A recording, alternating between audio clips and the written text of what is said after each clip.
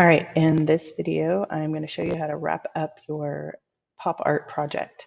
Okay, so you can either do this with your Photoshop document or your JPEG file. I have my JPEG file open, so what I'm going to do is I am going to add a hue saturation adjustment layer. So I'm going to click on the adjustment layer button. Oops, not color lookup, hue saturation. Okay. And I want to make sure it's above my background layer. Your properties panel should pop up. If it does not pop up, you're going to go to window and then click on properties. From here, you're going to adjust your hue. Pick any color. You can see every color that you've painted is going to be changing. Okay. I'm going to save this file or export it. Sorry, file export as, make sure it's a JPEG. You're going to do this 3 times. We already have our first one that we saved the other day. So we're going to name this pop art number 2. You're going to adjust it again. Any color you'd like, export. The only thing you're changing is the hue. Don't change the lightness or the saturation. Name it pop art number 3.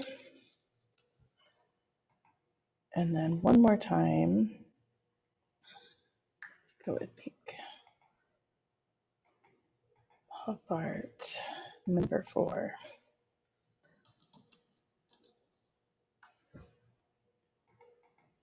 Okay, now that I have all 4 of my pop art pictures saved, I'm going to create a new document. So from here, I'm going to go to File, New.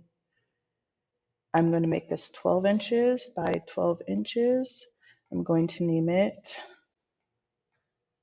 first initial, last name, underscore pop art final, and hit create. All right, so it's a 12 inch by 12 inch, so we're going to place 2 side by side and on top of each other. So I'm going to go to File, Place Embedded.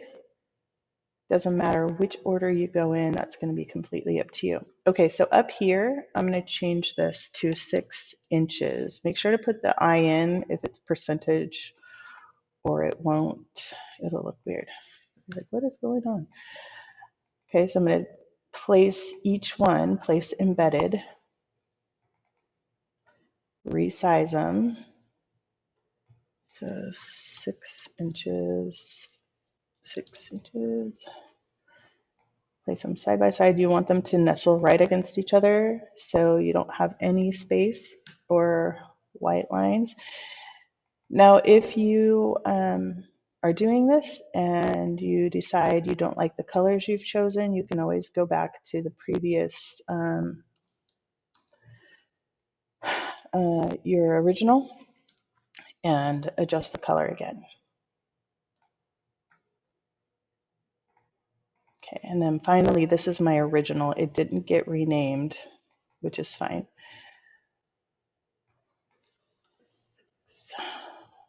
Okay. All right, that's it. So now I'm going to save this Photoshop document and export the JPEG file and turn both of them into Google Classroom. So save as. Make sure it's named Pop Art Final. It's a Photoshop document. And then export. Right, final JPEG. Pop Art Final. Perfect. All right, so you're going to turn that JPEG and Photoshop document into Google Classroom and add the JPEG to your website.